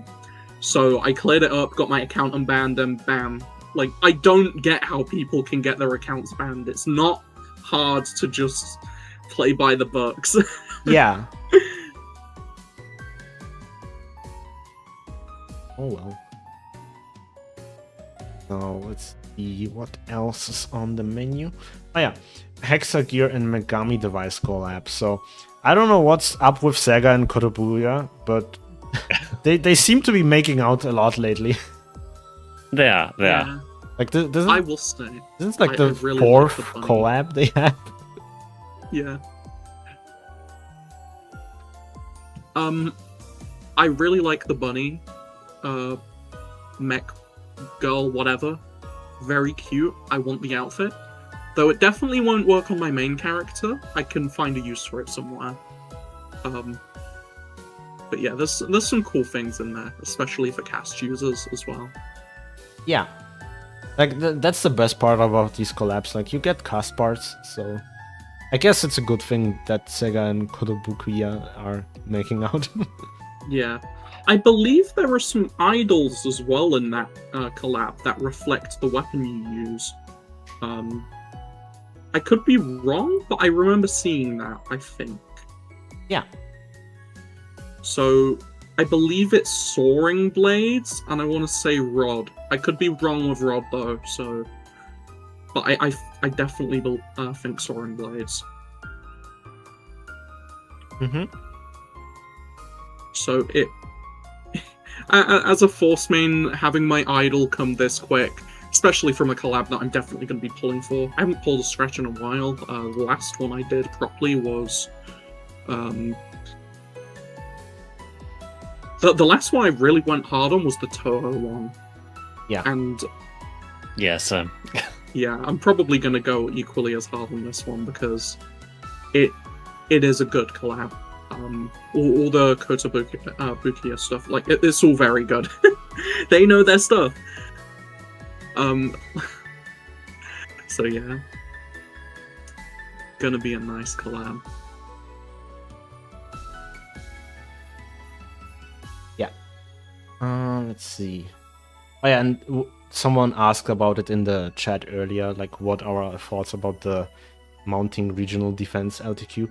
I think people are overreacting. They see mining rigs and alarm bells start to ring, but from alarm bells ring for me. Yeah, but from what we saw of the LTQs in the trailer, it seems to be more like a defense truck situation, where yeah, like you go from rig to rig. Yeah, like you're not meant to defend waves of enemies. You just go from rig to the next rig and make sure the enemies die. And that's it. Yeah. And it honestly, it'll be fun because there's some enemies we've not seen for a while here. I don't know if anyone knows this little fella, Vardius. I really enjoy Vardius as a fight. Yeah. And it'll be interesting to see him back. And my favorite attack that he does is he has this one attack, I think it's in, like, just the bipedal mode, where he swings his sword and it can just instantly destroy the tower. It's really funny. It's probably his, like, best attack. Not for damage, but just for, like, the aura of swinging a sword and then kaboom. So yeah, I personally will enjoy this LTQ. I've always liked mining rig and defense LTQs. So this is going to be nice. Mm-hmm. I am very much the opposite. I had a lot of bad experiences in PSO2 with mine defense, and same with the mining rigs in this. Hopefully it's a bit more like the Alter Realm mining rig. I'm okay with that. I can handle that. Yeah. Yeah. I mean, I'm sure it'll be fine. I hope. Yeah, it should be fine. Don't worry, I'll just get you in my parties. I love carrying mining rig. Like, Nice. it's the best. Deal. Especially because I play Force, it's so easy for me to just do that. Personally, like, my least favorite version of mining rig was in Divide quests. Like, I do not like that version of mining rig they had there. Yeah, the one where you collect the points and then you've got the several rigs around the map. That one I despise just because there's not really defending rigs. You're just going, getting points, and then killing enemies as they come up. Yeah. And it's like, I really do not like that one. And it's like also, there's some enemies that are like more of a danger than others. Like this one Lumen Mech that's like shoots 5 times when he spins, and it's like, dog, please. Yeah. You have the Dagon enemy that only slices like once every 2 minutes, it feels like.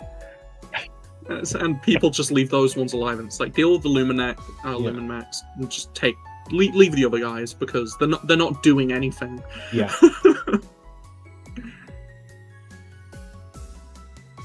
Let's see.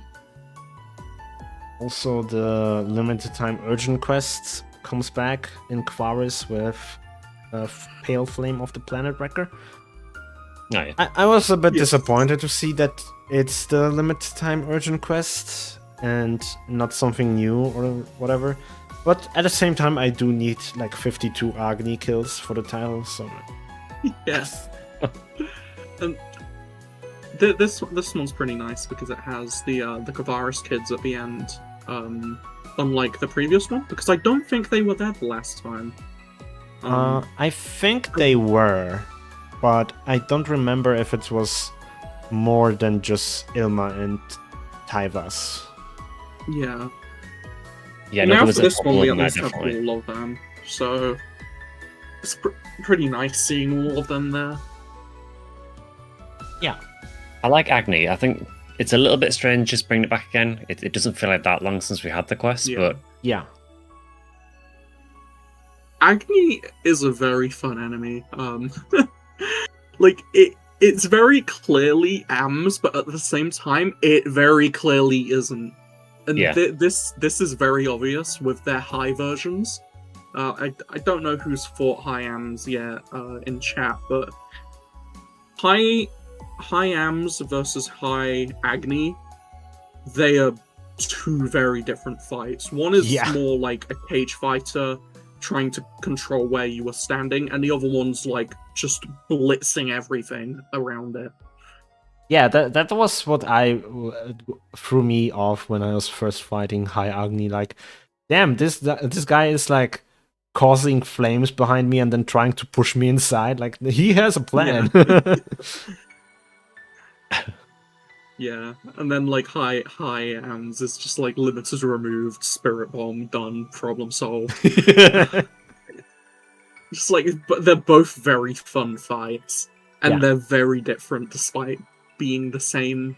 Well, not I say being the same enemy, despite being based on each other in a way. Yeah, that's honestly kind of strange because I find it kind of strange that when we first got High AMS and Agni, that they came quite close to each other. There wasn't that much time between them.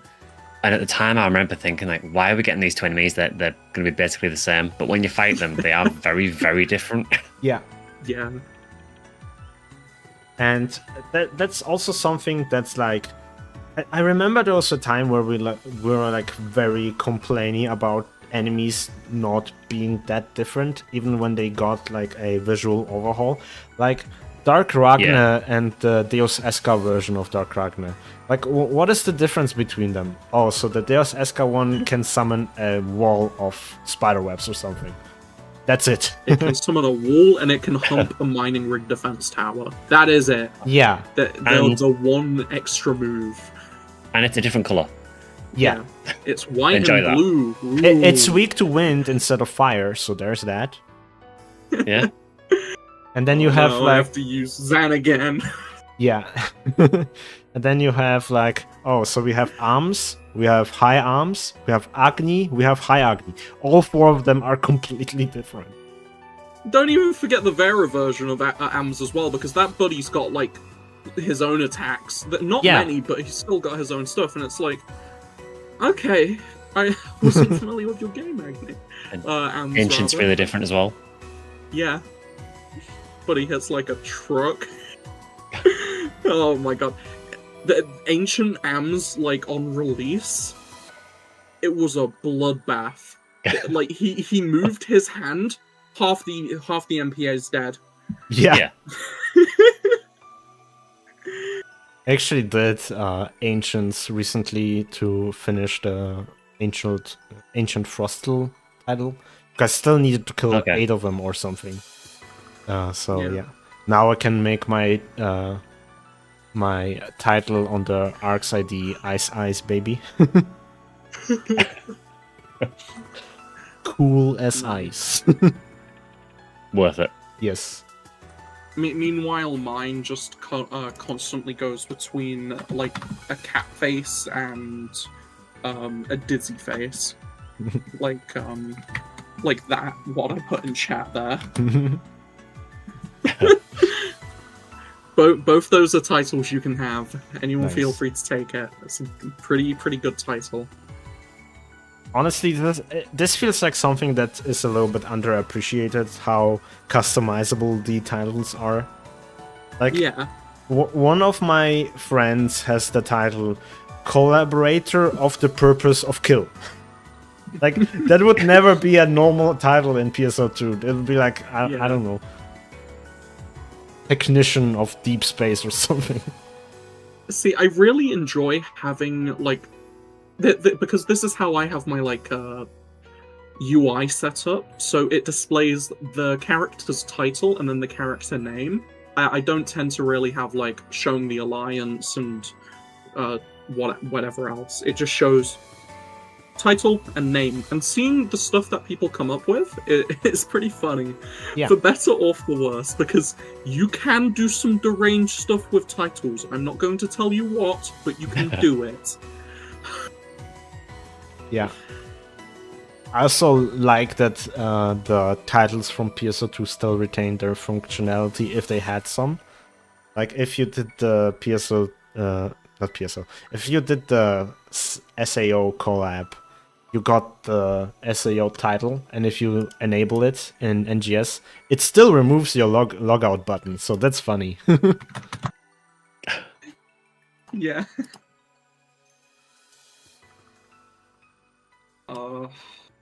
Titles are really good in NGS. I like.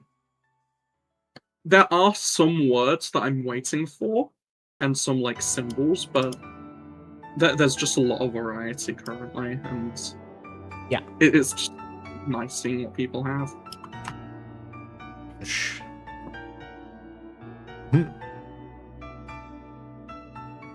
Okay. So next up are developer questions, and this time we got 2 really good ones. Like, I don't want to hear anyone complaining about these ones being like AI generated or something. Like, these ones were really good. See, you say this, but I immediately had to look at people complain about it afterwards. People in lobby are a different breed on Chef 1, I'm just saying. Yeah, I was there. I was there, Gandalf, 5 years ago. So let's see. First question is: I have seen players who do not engage in combat and stand in the quests and fields, such as Outer Realm exploration. How will you address this? So basically, starting April, they will introduce an AFK detection system, and if that system kicks you out, you'll be locked out of combat content for a few minutes. So nice. That's pretty good. People have been asking it forever, and especially in the recent LTQ, I feel like AFKs are very griefy Because like we used to have LTQs where killing mobs felt like it didn't matter, so I kind of understood why people were asking those. But recent ones, it's like, you're just slowing everyone down so much. Like, don't do it, please. Yeah, and things have a lot more HP nowadays, so someone not helping, their presence is felt. Yeah. Look, I'm just saying, the 2 people who AFK'd in the current LTQ last week on my lane, I know who you are. I know what you are. I know what you are. And But then next question was, in Outrun Exploration, if the leader leaves the quest, the party members are kicked out with them. Can you make it so that if the leader leaves, the other members can remain in the quest? And yeah, for those quests, they're implementing a new system where if the leader leaves, the party members can stay. It's good, because I actually stopped joining parties in Outer Realm because it was so annoying. Like, I would join a party and the leader is like, okay, I'm done, and then kicks the entire party out. It's like, dog, I just entered the quest. Yeah, it's a bit strange the way they did it. I don't understand why they had it where you would walk back. It kind of feels like something that, I don't know whether there needs to be like a special menu or something for it, or I guess the way they do it now is probably the best way to do it, where they're just going to make it where people can stay in. I think it was definitely an oversight. Yeah, I think they made the current system back when if the leader left, it usually would mean that the whole party wanted to leave, and then they start to implement the quests where people are meant to come and go, because like the Outer Realm sectors are essentially just combat and exploration sectors, but they're instanced. That's the part that was different from before. In exploration sectors and combat sectors, if the leader left, it's less like, yeah, the party members are still there, but the leader is like in city or whatever. So it wasn't a big issue. But in instant content, it is an issue. So yeah.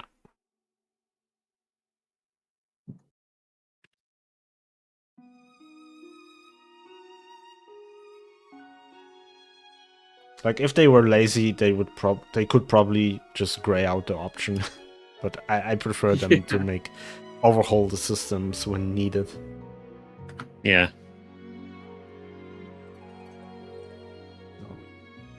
And the next headline is on February 24th. So that'll be fun. Yeah, I know some people were a bit disappointed with the headline.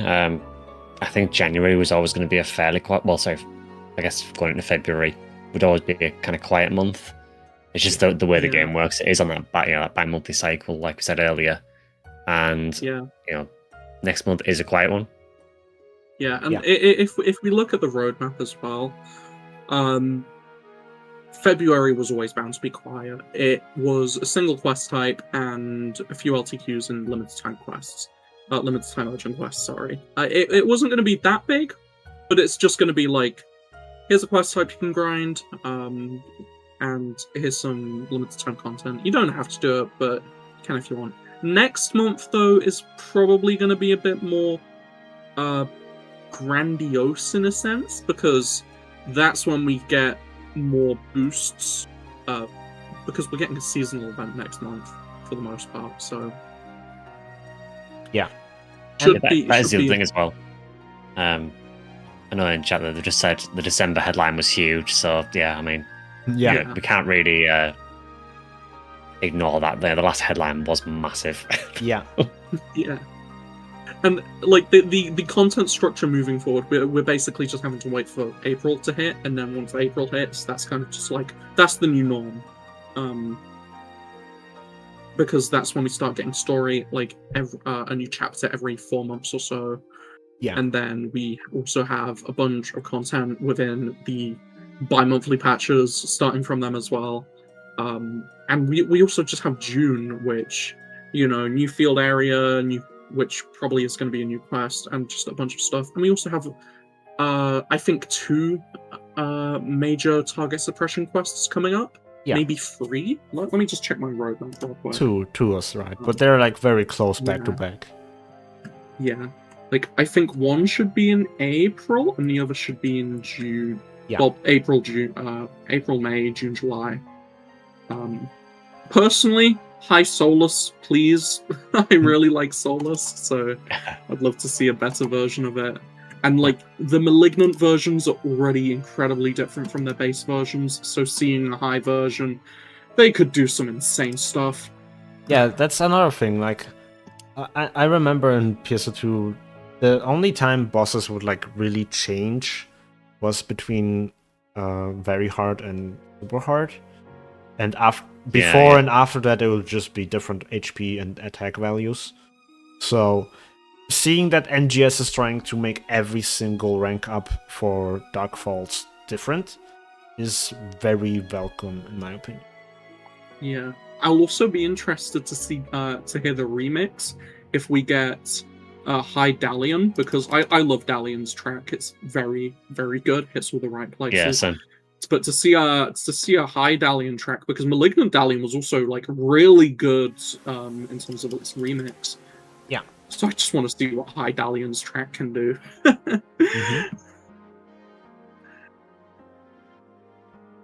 Also, personally, I saw the roadmap and I was very excited about it, but I also kind of didn't expect there being much content until April anyway. Yeah. Because, February will probably have something interesting in it, or March at this point. Because we know that Dragon X is supposed to drop at some point. It was in the previous roadmap. Yeah. So maybe it'll be an LTQ boss, or maybe it'll be a story boss, who knows? Yeah. If it's It'll a story probably be boss, something like then around- one of my theories is going to be proven, which I'm kind of scared about that one. But yeah, I think right now we're basically like waiting for April to come. Yeah. Which It's like I've got the roadmap up right now for February and March, and it really is just Neon City, some LTQs, new enemy, and the Scratch campaign, obviously. yeah. It's not that much, but that's to be expected. And honestly, I also like don't mind that the coming 2 months are going to be a little bit lighter on content, because I have several video projects in the pipeline, and having a little bit more time to work on those is very appreciated for me. Like after tomorrow, I'm going to have 2 weeks off. So one video project I'm going to work on is how to upgrade from the current freebie armor and weapons. I've been waiting for the free transfer weapon series to come out to make that video.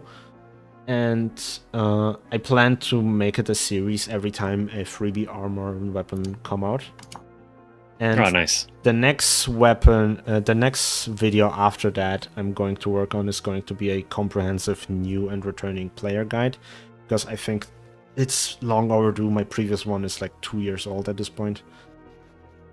So yeah, and that's going to be a big project, even if a lot of stuff I'm going to show is going to be basically recycled from the previous video. But yeah.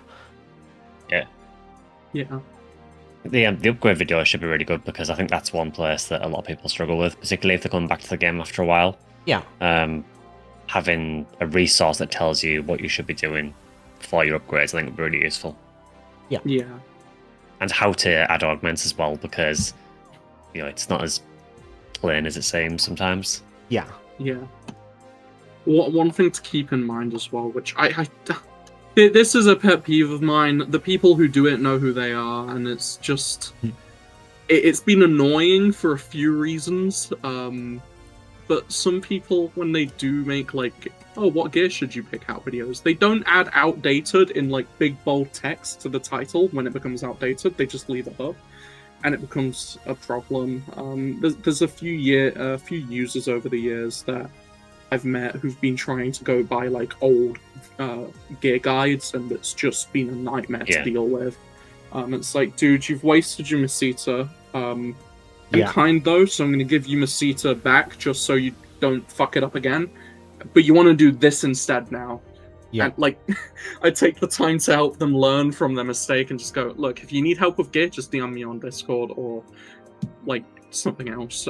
Just don't listen to this video. It's outdated. Yeah, I also talked to a user who was getting back into the game, and they were showing me like, oh, I asked AI what I should do with weapon, and the AI was like, oh, you should invest into Kaisar weapons. Oh no. Oh. And it's like, we don't have 2022 anymore, sorry. Yeah.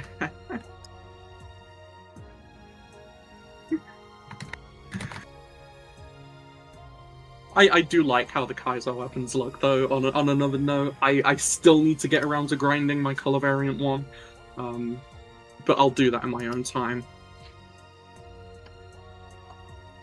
Issue is grinding mining rig is it's a bit tricky solo at times, but it is Kavaris rig, which is very easy to go back to play.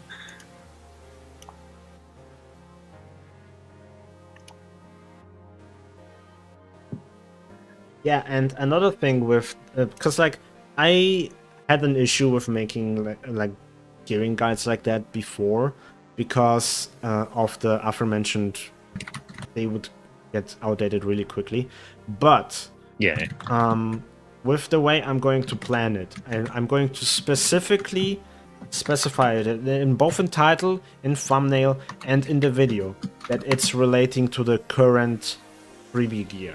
Handout gear, and if you're going to search for the next handout gear, maybe it's going to be DSM Armor 3 or 4 or whatever, then I'm going to title that DSM Armor 4, and I'm also going to say in the video like, hey, check what freebie armor you have or whatever.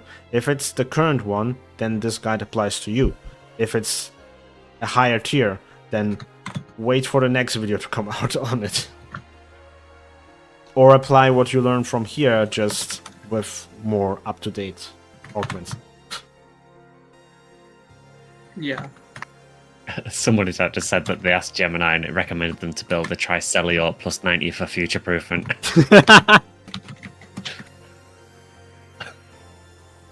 Yeah. Yeah, don't do that. At least go to I'm ARKS. just saying, I'm just saying, if you want to future-proof your gear, what you want to do is you want to get a Klaus weapon from PSO2 and then just use that in NGS. That's how it works, trust me. Oh, God. It's actually pretty funny because there is one weapon that is still usable from PSO2, and it's like the biggest asterisk. And it's the Atlas EX series, because the potential, as long as you equip it for more than 10 seconds, it lets you survive a death. So you can kind of use this in place of like an EX augment if like you know a DPS check's gonna fail, and just like tank it instead. Okay. Nice. It's scuffed as it sounds, but it's funny. Nothing is stopping you from using the EX augment version of it though. Yeah. But like the Atlas EX is there if you want. Yeah. Okay. So normally we would go into a gameplay segment right about now, but I made the executive decision to abandon gameplay segments for the podcast because they were like not working out as I hoped they would. If people were trying to participate in the gameplay, then the chat would die, and if not, then we would just be standing there waiting for people to show up, and they never do. So yeah, for the podcast I'm gonna ditch the gameplay section, but I'm considering streaming regular gameplay, like in general, in the future. I'm still not. I'm still not sure in what form, but like for example, the Line Strike tournament I wanna stream when it happens. So yeah, it's something for me to like play around with and figure things out. Yeah, there's also the time zone issue. Like, the three of us right now are European, so it works out for us. But a lot of PSO2 players are from America, so I think for them right now it's like 3 p.m. or something like that. So a lot of them are probably like at work.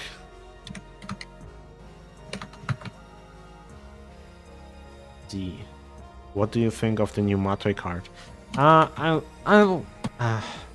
Like with most line strike cards, I need to experiment with them in game before I make judgments on them, because sometimes there's like crazy stuff you can do that you don't really think about until they actually happen.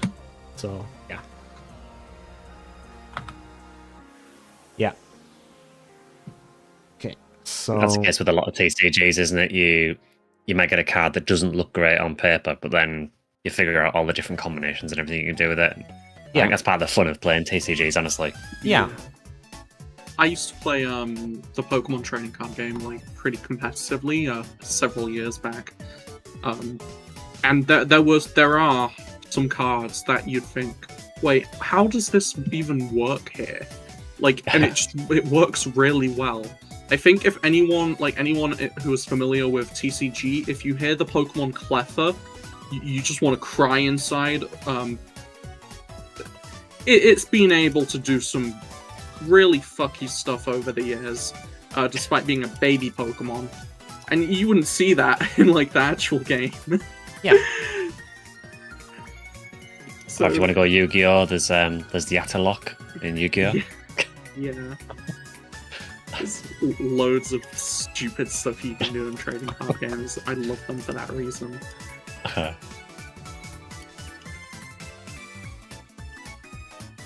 Hi, Zia. Okay, so I think the last thing that's left to do is to grab the raffle winner of the screenshot raffle. So nice. Yo. Probably gonna have to, yeah. Again, if you do want to submit screenshots, it's #ARKS Lounge. Yeah. Oh no, there's the image missing. I need to work on the stream overlay next time. I wanna implement the chat into the stream, so I'm gonna have to overhaul this a little bit more and hopefully make it a little bit more robust. But yeah, let's see. We have a few less participants than last time. I've noticed that there's like 8 names or 9 names less than before. I don't know if people just like straight up quit X or whatever, but yeah. Let's see.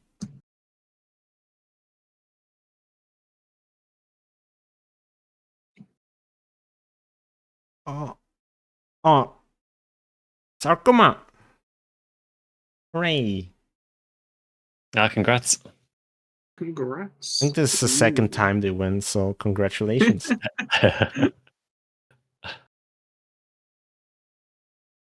Yeah. Okay, so